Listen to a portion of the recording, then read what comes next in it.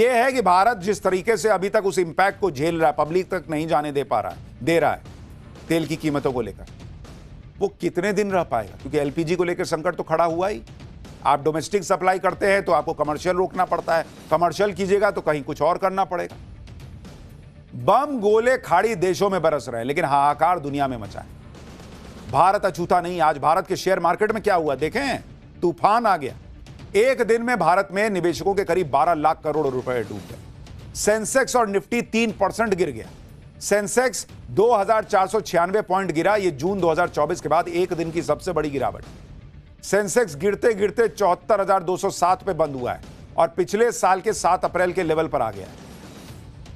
युद्ध से जो हाहाकार मचा है उससे कोई अछूता नहीं है बॉस। और आप देखिए दुनिया भर के शेयर बाजार कैसे लुढ़क गए। साउथ कोरिया का शेयर बाजार 2.7% गिर गया। हांगकांग का बाजार 2% गिर गया। ऑस्ट्रेलिया में ऑलमोस्ट 2% की गिरावट। ताइवान में भी 2% की गिरावट है। जापान का शेयर मार्केट तो ऑलमोस्ट 3.5% गिर गया है। जर्मनी भी 3% के करीब की गिरावट देख रहा है। तो लोगों का पैसा बहा जा रहा है भाई। इधर शेयर बाजार संभल नहीं रहा, उधर सोना चांदी नहीं संभल रहा। India Boolean and jewellers association limited के मुताबिक 24 कैरेट सोना प्रति 10 ग्राम 3,748 रुपए गिर चुका है। 22 कैरेट सोना प्रति 10 ग्राम 3,433 रुपए गिर गया है। चांदी की कीमत प्रति किलो 6,936 रुपए गिर गई। इंटरनेशनल मार्केट में गोल्ड और सिल्वर 3 से 4% डाउन। वैसे तो युद्ध के माहौल में सोना चांदी के दाम आमतौर पर बढ़ जाते हैं, लेकिन अभी जिस तरह से महंगाई बढ़ रही है, ऑयल के दाम बढ़ रहे हैं, उससे लोग अभी गोल्ड और सिल्वर में पैसा लगाने से बच रहे हैं और जो कैपिटल है वो एनर्जी मार्केट की तरफ मूव हो रहा है। युद्ध का असर दुनिया भर में भारत से होने वाली मेडिसिन सप्लाई पर भी पड़ रहा है। दवाओं के माफ कीजिएगा, दवाओं के होलसेल प्राइस 10 से 15% बढ़ गए। रॉ मटेरियल की कीमत केवल 8 दिन में 20 से 60% बढ़ गई है। शिपिंग कॉस्ट 3 से 5 गुना हो चुका है और कुछ दिन यही सब चला तो तेल गैस के साथ साथ दवाओं के लिए हाहाकार मचेगा। युद्ध के वजह से सेमीकंडक्टर इंडस्ट्री हिली हुई है। यूरोप के देश ज्यादा पैसे देकर एशिया से सेमीकंडक्टर मंगा रहे हैं। इसके अलावा हीलियम गैस की भी कमी देखने को मिल रही है, क्योंकि हीलियम गैस नेचुरल गैस से ही बनती है। यह एलएनजी का बाई प्रोडक्ट है। भारत में एलएनजी की कमी से इंडस्ट्री लेवल पर किस तरह की मुसीबत मंडरा रही है वो गुजरात के मोरबी में देखने को मिला। मोरबी की सिरेमिक इंडस्ट्री पर बड़ा असर पड़ा है, क्योंकि सिरेमिक आइटम जैसे टाइल्स, सैनिटरी वेयर और पॉटरी जैसे प्रोडक्ट को हाई टेम्परेचर पर भट्टी में तपाना पड़ता है। इसलिए यह इंडस्ट्री बिना गैस के नहीं चल सकती। सिरेमिक एसोसिएशन के मुताबिक अब तक 100 यूनिट बंद हो चुकी हैं। अगर गैस की किल्लत का यही हाल रहा तो अगले 4 से 5 दिनों में 400 यूनिट का शटर डाउन हो सकता है। गुजरात गैस ने जिन यूनिट्स को 50% गैस की सप्लाई की इजाजत दी थी वो भी कल तक बंद हो सकती हैं, कहा जा रहा है। और इसलिए जब हम पाठशाला में बार बार कहते हैं कि पेट्रोलियम मंत्री जी ये मानिए कि देश में समस्या है, तो इसीलिए कहते हैं बॉस। खाली घर में चूल्हा जल जाएगा, आप डोमेस्टिक एलपीजी की सप्लाई कर दीजिएगा, लेकिन एक साइकिल ना चलता है बॉस। कहीं होटल बंद होगा तो वहां जो काम करते हैं, वहां जो सामान लेके आता है, वहां जो बर्तन धोता है, वहां जो वेटर है, तमाम तरह के लोग हैं जो स्विगी जोमेटो से सप्लाई करते हैं, सबकी नौकरी पर असर नहीं पड़ेगा, इंडस्ट्री पे असर नहीं पड़ेगा। और जब कमाएगा ही नहीं तो घर में एलपीजी से पे पका के खाएगा क्या? क्योंकि खाने पीने की भी चीजें महंगी होंगी, इसका अलग डर सता रहा है। सिरेमिक इंडस्ट्री से जुड़े पेपर मिल, पैकेजिंग और ट्रांसपोर्ट कंपनियों में भी अलग हाय तौबा मची है, क्योंकि ना प्रोडक्शन हो रहा है ना एक्सपोर्ट। इस वजह से इस सेक्टर में काम करने वाले मजदूरों के रोजी रोटी का सवाल खड़ा हो गया है। और यह तो एक उदाहरण बता रहा हूं, और यह दुनिया भर में हो रहा है, खाली भारत की बात नहीं है बॉस। ये भारत का पैदा किया हुआ संकट नहीं है, हम फंस गए हैं इसमें, हम फंस गए हैं इसमें, दुनिया फंस गई है इसमें।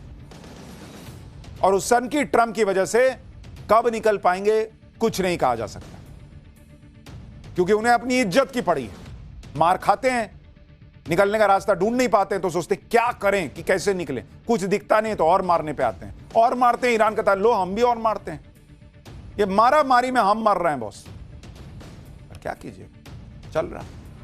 पाठशाला में अगला चैप्टर, होली में हत्या, ईद तक बवाल। दिल्ली के उत्तम नगर में ऐसा क्या हुआ कि भयंकर फोर्स लगानी पड़ गई। राहुल ओवैसी सब कूद गए, हाईकोर्ट पहुंच गया मामला। दिल्ली में क्या गजब हो रहा है, अब इसका चैप्टर। दिल्ली के उत्तम नगर में होली पर जो घटना हुई थी उसके बाद से माहौल में टेंशन अभी तक बरकरार है। होली पर हिंसक झड़प में तरुण नाम के युवक की मौत हो गई। होली को हुई उस घटना को लोग अभी तक भूले नहीं हैं। तरुण को इंसाफ दिलाने के लिए कैंडल मार्च निकाले जा रहे हैं, प्रदर्शन हो रहे हैं और अब ईद से पहले एक बार फिर से उत्तम नगर में तनाव बढ़ रहा है। कुछ लोगों का आरोप है कि ईद से पहले धमकियां दी जा रही हैं, जिसकी वजह से इलाके में दोनों समुदायों में डर का माहौल है। यह भी कहा जा रहा है कि डर की वजह से लोग इलाके से जा रहे हैं। इधर इस मामले में अब पॉलिटिक्स भी शुरू हो गई। राहुल गांधी से लेकर ओवैसी तक की एंट्री हो गई। राहुल गांधी बीजेपी पर हिंदू मुसलमान में दरार डालने का आरोप लगा रहे हैं। ओवैसी कह रहे हैं कि पुलिस कुछ कर ही नहीं रही है। उत्तम नगर में हालात खराब होने की आशंका को लेकर दिल्ली हाईकोर्ट में याचिका डाली गई, जिस पर हाईकोर्ट में आज सुनवाई हुई। हाईकोर्ट ने क्या कहा है वो आज आपको बताऊंगा, साथ ही उत्तम नगर की ग्राउंड रियलिटी भी आपको दिखाऊंगा।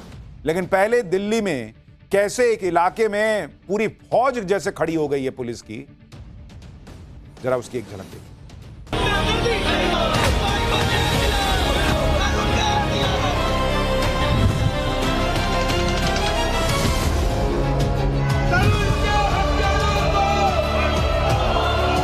तरुण के घर जिसकी मौत हुई थी, उसके घर जाने वाले तमाम जो रास्ते हैं वो एहतियात के तौर पर अभी तक बंद है। सोशल मीडिया पे धमकी जो दे रहे हैं वो दे रहे, तो उनका प्रशासन अपना काम अपना आप देख रहा है। तरुण के हत्यारों को फांसी दो। आदरणीय होम मिनिस्टर साहब या पुलिस फोर्सेस जो करना चाहिए वो नहीं कर पा रही है।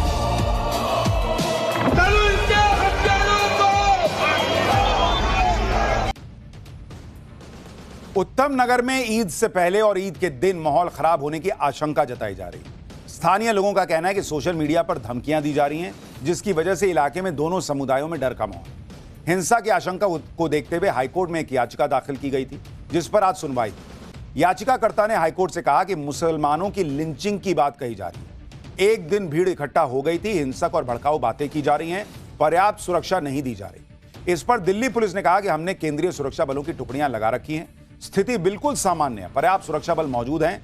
यह याचिका पब्लिसिटी स्टंट के लिए लगाई गई। दिल्ली हाईकोर्ट ने दोनों पक्षों को सुनने के बाद कहा कि 4 मार्च को हुई घटना की वजह से ये आशंकाएं सामने आई हैं, इसलिए पुलिस को विशेष सावधानी बरतनी होगी। कानून के तहत सभी कदम पुलिस को उठाने चाहिए जिससे वहां शांति और कानून व्यवस्था बाधित ना हो। पुलिस की व्यवस्था ऐसी होनी चाहिए जिससे सभी लोगों में सुरक्षा की भावना पैदा हो, ईद पर माहौल खराब ना होने पाए। समाज के किसी भी वर्ग के किसी भी व्यक्ति को ऐसी कोई भी शरारत करने की अनुमति न दी जाए जिससे माहौल खराब होने की आशंका है।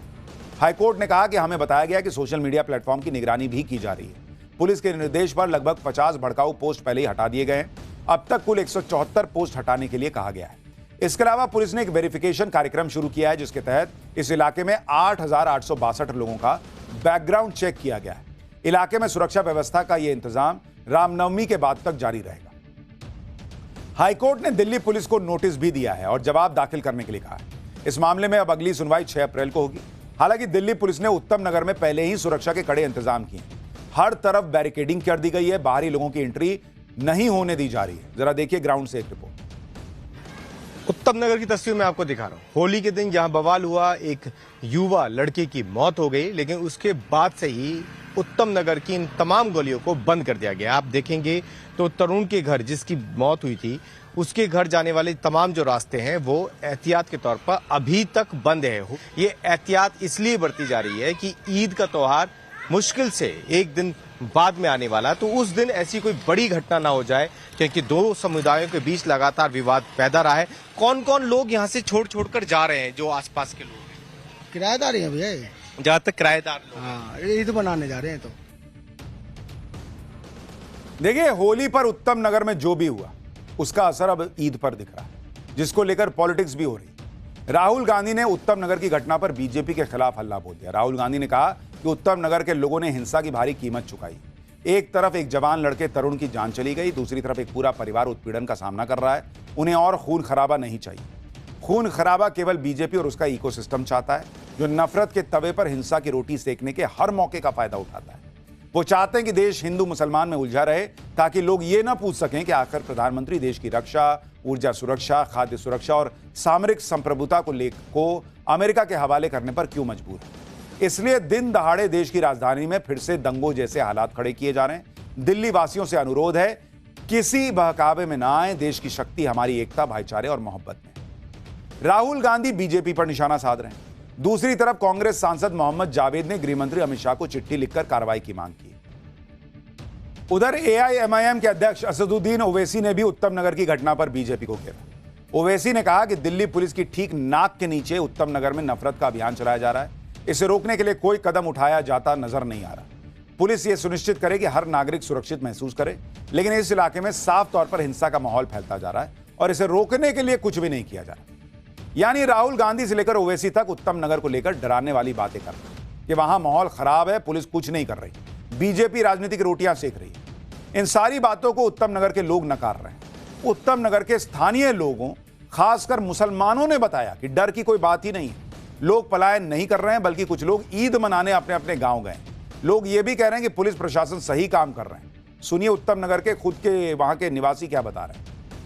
पुलिस प्रशासन मेरे हिसाब से, मेरा पर्सनल मानना, बहुत बढ़िया काम कर रहा है। अच्छा, पुलिस की तारीफ करनी चाहिए। ताकि ईद को लेके अपने अपने घर जा रहे हैं। नहीं भाई, हम तो बच्चे हमारे वहाँ हैं इसलिए जा रहे हैं। तो इस अच्छा, तो क्या कहना, मतलब ईद के बाद आप वापस आएंगे? हाँ जी हाँ, वापस आएंगे। पुलिस प्रशासन ने खूब अच्छे से संभाल रखा है। कोई ऐसी दिक्कत वाली बात। कुछ लोग छोड़कर भी घर गए हैं अपना, यहाँ गाँव जाने वाले तो दिख जाते हैं त्योहार में जो जाते हैं। हाँ, सोशल मीडिया पे धमकी जो दे रहे हैं वो देने दो, उनका प्रशासन अपना काम अपना आप देख रहा है। प्रशासन बढ़िया देख रहा है। ज्वाइंट सीपी साहब से ही बात हुई थी, डीजीपी साहब से भी कल बात हुई थी। उन्होंने बोल दिया बेफिक्र होकर आप नमाज पढ़ो, हम आपके साथ हैं और पूरी सिक्योरिटी होगी। यानी पब्लिक कह रही है कि मामला टाइट है, पुलिस सब देख रही है। नेता इसका मतलब जबरदस्ती उसमें जो है ना घुसने का प्रयास कर रहे हैं, अपनी पॉलिटिक्स घुसा रहे हैं। उत्तम नगर में जो तनाव फैला है उसकी शुरुआत होली के दिन हुई। मामूली सी बात पर शुरू हुआ विवाद हिंसक हो गया। तरुण के पिता के मुताबिक उनके परिवार की एक बच्ची के हाथ से पानी वाला गुब्बारा नीचे गिर गया था। वहां से एक मुस्लिम महिला गुजर रही थी, उसके ऊपर कुछ छींटे पड़ गए। इतनी सी बात पर विवाद शुरू हुआ और नौबत मारपीट तक पहुंच गई। आरोप है कि 10-12 लोगों ने तरुण की लाठी डंडों से बुरी तरह से पिटाई की और तरुण को जब तक अस्पताल ले जाया गया, अगले दिन उसकी मौत हो गई। इसी के बाद से इलाके में तनाव है। अब सोशल मीडिया पर धमकियां, तरह तरह की बातें कही जा रही हैं, लेकिन पुलिस वहां पर बड़ी संख्या में तैनात है, लगातार एक्शन ले रही है और वहां लोग भी समझदारी दिखा रहे हैं कि भाई जो घटना हुई उस पर भी पुलिस ने ताबड़तोड़ एक्शन किया था। अब वहां से लेकर अभी तक मामला जो है वो आगे बढ़ा है और वहां अब उसने मारा, तुम मारो, फिर तुम मारो, फिर वो मारे, इसकी स्थिति नहीं बनने देनी। पाठशाला में अब अगला चैप्टर, हिंदू नववर्ष के पहले दिन राम मंदिर में क्यों स्थापित हुआ श्री राम यंत्र, इसका रहस्य क्या है। हिंदू नववर्ष पर 60 साल बाद ऐसा कौन सा संयोग आया जिसने दुनिया में बड़े बदलाव का इशारा दे दिया है। अब इसका चैप्टर देखिए। आज से नवरात्र शुरू हो गए हैं। चैत्र नवरात्र से ही हिंदू नववर्ष की शुरुआत को माना जाता है, क्योंकि हमारे यहां कहा जाता है कि चैत्र महीने की पहली तिथि को ही भगवान ब्रह्मा ने सृष्टि की रचना की थी। इसलिए इस दिन हिंदू धर्म के नववर्ष की शुरुआत मानी जाती है। लेकिन इस बार हिंदू नववर्ष और चैत्र नवरात्र बहुत खास है, क्योंकि अयोध्या में 500 साल के लंबे इंतजार के बाद बने भव्य और दिव्य राम मंदिर में श्री राम यंत्र की स्थापना हुई। प्रधानमंत्री मोदी ने राम मंदिर की आधारशिला रखी, राम मंदिर की प्राण प्रतिष्ठा की, राम मंदिर में धर्म ध्वजा फहराई और आज राष्ट्रपति द्रौपदी मुर्मू ने राम मंदिर में पूरे विधि विधान के साथ श्री राम यंत्र की स्थापना की। श्री राम यंत्र की स्थापना के साथ ही राम मंदिर अब सनातनियों के लिए धार्मिक आस्था के साथ ही आध्यात्मिक ऊर्जा का केंद्र भी बन जाएगा। आज पाठशाला में आपको बताऊंगा कि हिंदू नववर्ष के पहले दिन राम मंदिर में श्री राम यंत्र क्यों स्थापित हुआ, इस यंत्र का रहस्य क्या है, 60 साल बाद ऐसा कौन सा संयोग आया है जो दुनिया में बड़े बदलाव का इशारा कर रहा है। चैत्र नवरात्र के पहले दिन देश भर के मंदिरों में माता रानी की भक्ति में डूबे श्रद्धालुओं के गजब रंग भी दिखाऊंगा, लेकिन पहले एक झलक देखिए। पूरे देश के लिए, हिंदू संस्कृति के लिए मंगल हो, इसलिए राम यंत्र की प्रतिष्ठा हो रही, पूजन होकर के। राम यंत्र एक जहां उनका लगता है एक अलग ऊर्जा मिलता है। राम यंत्र पर भगवान राम और अन्य सभी देवताओं के प्रसन्नता के मंत्र अंकित रहते हैं।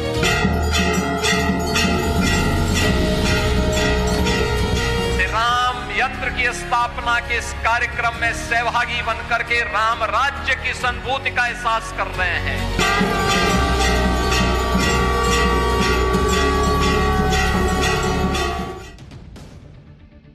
सबसे पहले बात राम मंदिर में स्थापित श्री राम यंत्र की।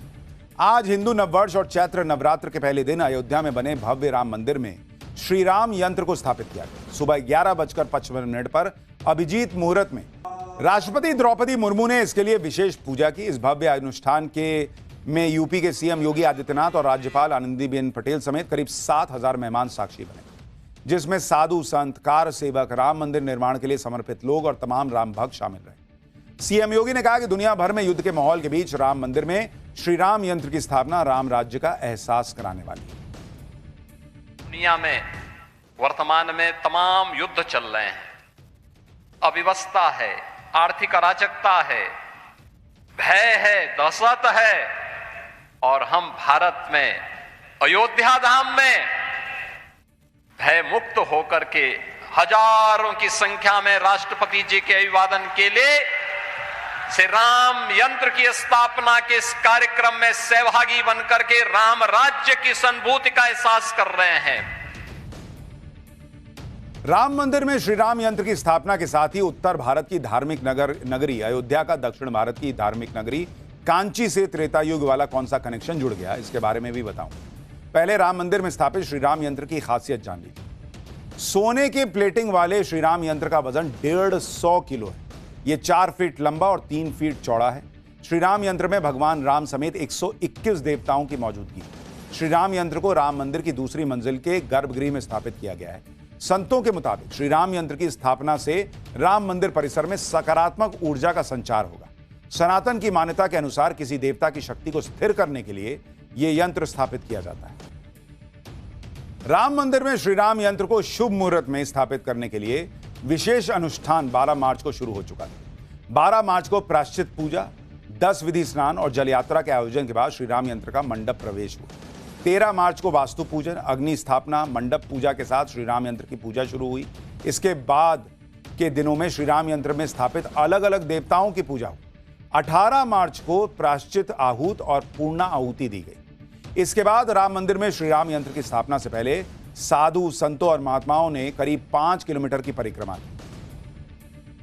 देखिए, जिस हिंदू नववर्ष के पहले दिन अयोध्या के राम मंदिर में श्री राम यंत्र स्थापित किया गया, 60 साल बाद ऐसा संयोग आया है कि इसका नाम रौद्र संवत्सर रखा गया है। इस संवत में पूरी दुनिया में कूटनीतिक समीकरण बदलेंगे। जल क्षेत्र और जल क्षेत्र के आसपास के देशों में युद्ध और संघर्ष बढ़ेगा। कई राज्यों और देशों में सत्ता का परिवर्तन देखने को मिलेगा। इससे पहले 1966 में भी रौद्र संवत्सर आया था और उस दौर में भी दुनिया में कई बड़े राजनीतिक बदलाव देखने को मिले थे। भारत में लाल बहादुर शास्त्री के निधन के बाद इंदिरा गांधी पहली महिला प्रधानमंत्री बनी थी और डॉलर की तुलना में रुपया 4 रुपए 76 पैसे गिरकर 7.5 रुपए पर पहुंच गया था। माओ त्से तुंग ने चीन में सांस्कृतिक क्रांति की शुरुआत की थी, जिसने चीन के सामाजिक और राजनीतिक ढांचे को हिलाकर रख दिया। जापान में फायर हॉर्स अंधविश्वास के कारण जन्म दर में भारी गिरावट दर्ज की गई थी, क्योंकि यह अफवाह फैल गई थी कि इस वर्ष पैदा हुई लड़कियां अशुभ होती। तो दुनिया भर में जब पिछली बार ऐसा मौका आया था तो बहुत कुछ उथल पुथल हुई थी। अब कहा जा रहा है कि ऐसा ही कुछ हुआ और आप देखें, जल की बात हो रही है समुद्र में, तो वहां स्ट्रेट ऑफ हॉर्मुज में पूरा तांडव मचाई हुआ है। खैर, यहां भारत में भी एक तूफान आ गया है, उसके बारे में बताता हूं अगला चैप्टर। कि चेयरमैन का इस्तीफा, निवेशकों के 1 लाख करोड़ डूबे, सबसे बड़े प्राइवेट बैंक एचडीएफसी में भूचाल क्यों आए? 2 साल से एचडीएफसी में ऐसा क्या हो रहा था कि चेयरमैन ने इस्तीफा दे दिया? बैंक में आपका पैसा तो सुरक्षित है ना, सब अब इसके बारे में बताता हूं। देखिए, ईरान अमेरिका युद्ध के बीच शेयर मार्केट पहले ही गोते लगा रहा था। इस बीच देश के